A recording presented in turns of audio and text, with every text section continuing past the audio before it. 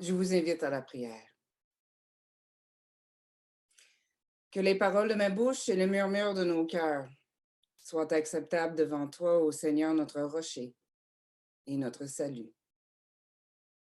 Amen.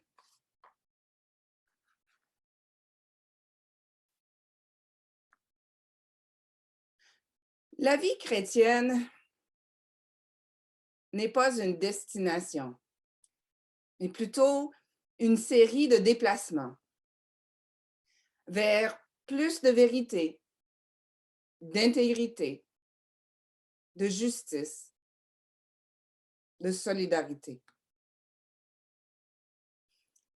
C'est la voie qui nous conduit à Dieu et à sa volonté, non seulement pour nous, mais pour la création tout entière. La route est longue, parfois paisible, mais souvent semée d'embûches. Pour minimiser les risques d'accidents de parcours, il nous faut des lois, un code de la route.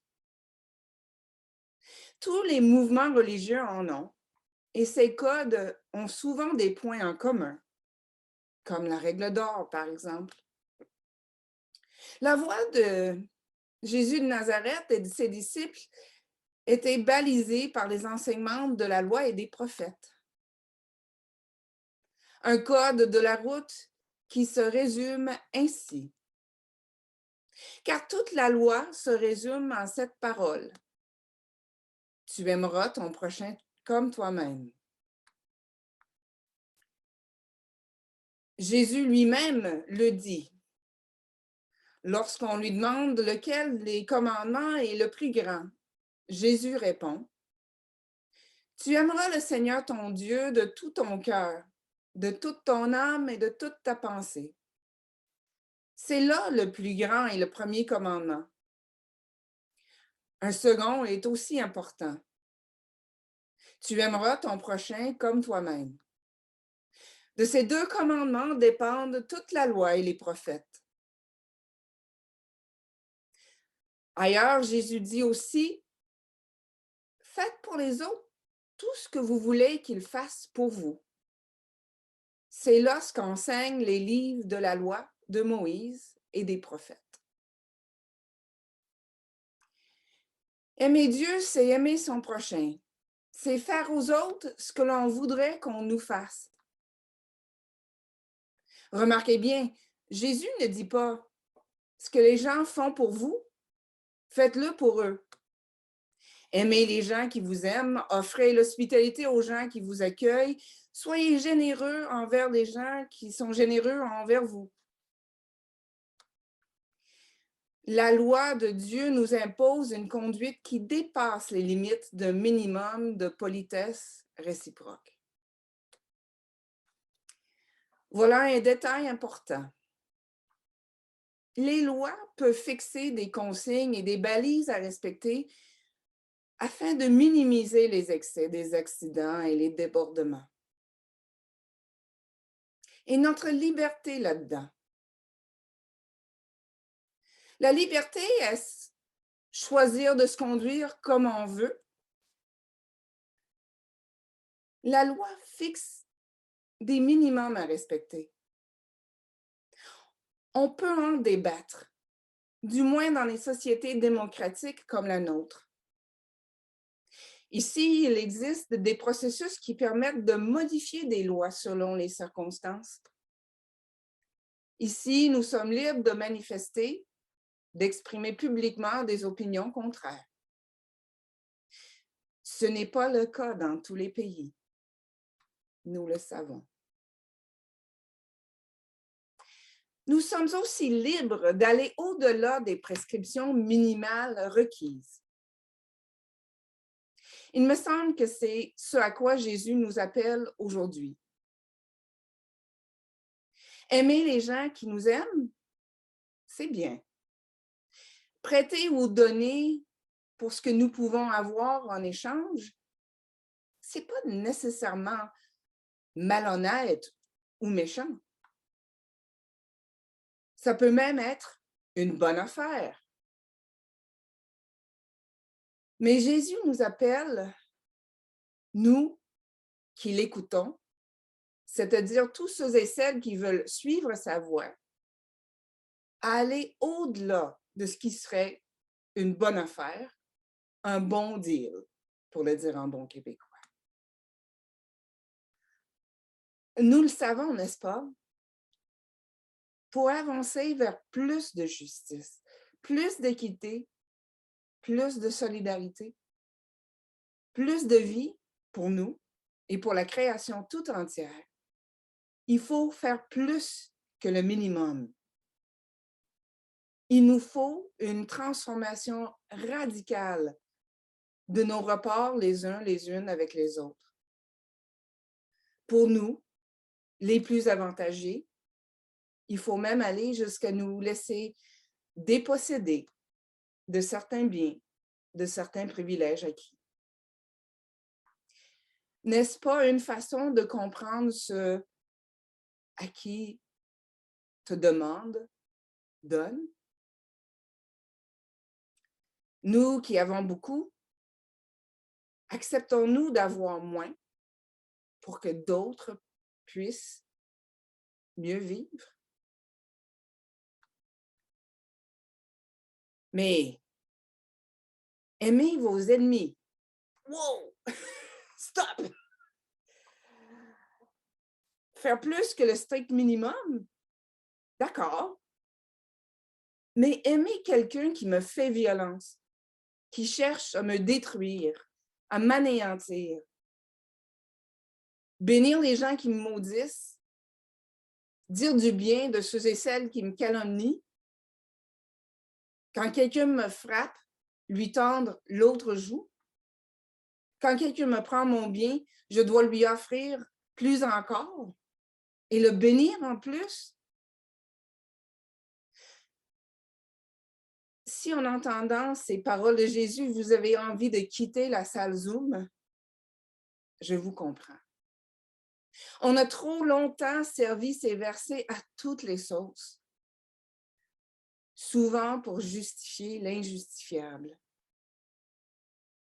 Dire à une victime de violence physique, psychologique ou sexuelle, tends l'autre joue. Au peuple dépossédé qu'il faut laisser leur ravisseur tout prendre, ce n'est pas la voie de la vérité, de la justice et de la vie pour toutes et tous. Comment comprendre ce texte? C'est tellement, tellement un gros morceau. Comment l'avaler? Petit bout par petit bout et en prenant notre temps. Vendredi dernier, à la parole sur le pouce, nous avons étudié ce texte et la rencontre, même si on était 10, ça dépasse les 30 minutes. On était à la parole sur le pouce pendant 1h30 vendredi dernier.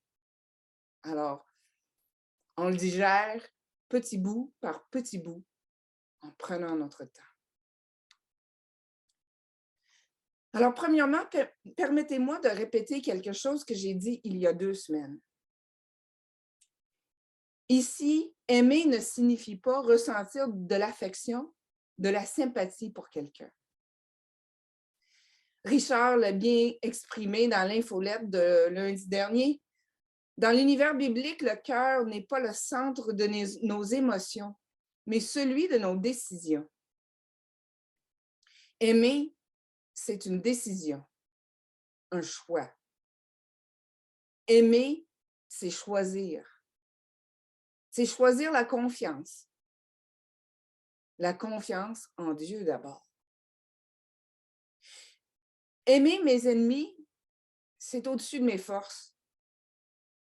Mais rien n'est impossible à Dieu.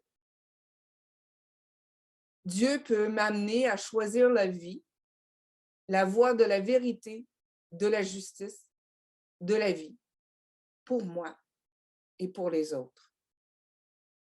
Quand la violence frappe, plutôt que de riposter violemment, la prière peut être salutaire. Confier mon agresseur à Dieu peut m'aider à me libérer de son emprise sur moi. Je peux même envisager le bénir. D'autant plus que la bénédiction, c'est Dieu qui la donne, pas moi. Tout comme le pardon d'ailleurs. Je peux l'annoncer.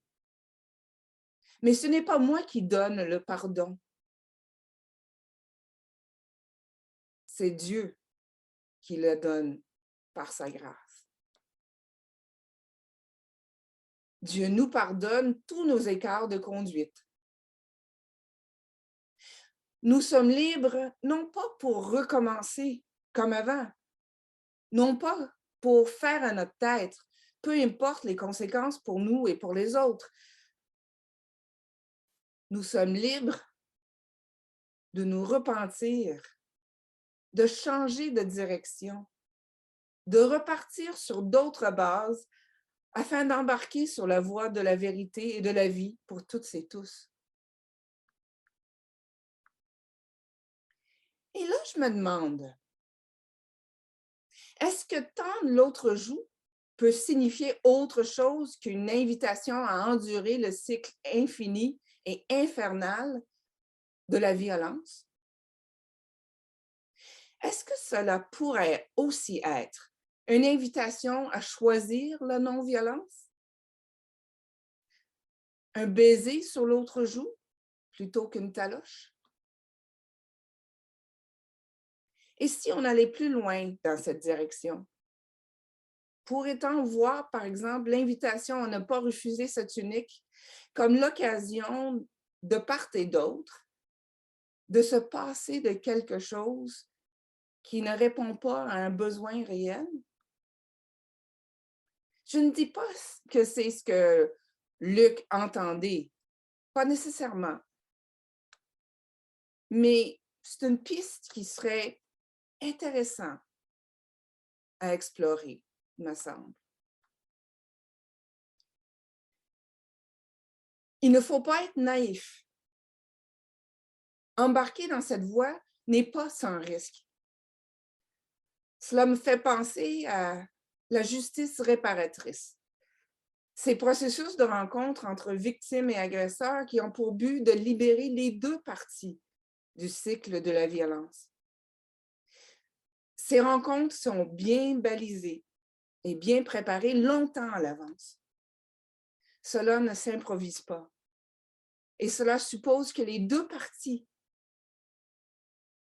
soient de bonne volonté, choisissent librement la voie de la non-violence, de la vérité, de la justice et de la vie en abondance pour toutes et tous. Et souvent, c'est un choix qui se fait au jour le jour. Ça me fait penser aussi au documentaire L'imam et le pasteur, qui raconte l'histoire de deux leaders religieux responsables de milices opposées dans les conflits de leur communauté au nord du Nigeria et qui finissent par choisir librement la voie de la repentance. Leur vie en témoigne. Dieu peut changer les cœurs. Il est possible pour les acteurs de violence de choisir de devenir des instruments de paix. Oui, la voie est exigeante. Comme le dit Antoine Nuis, si c'est pour répondre à la violence par la violence et à l'injustice par la riposte, nous n'avons pas besoin de l'Évangile. Notre homme naturel sait très bien le faire. Nous le faisons d'instinct. L'Évangile nous invite à une autre logique, celle de la non-violence.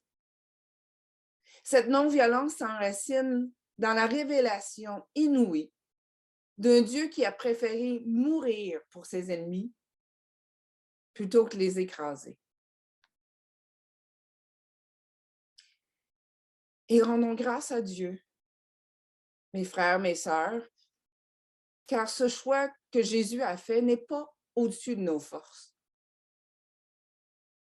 Par la grâce de Dieu, nous n'avons qu'à laisser son esprit conduire nos vies au chemin de l'amour Et toutes et tous connaîtront la joie, la paix, la patience, la bienveillance, la bonté, la fidélité, la douceur et la maîtrise de soi.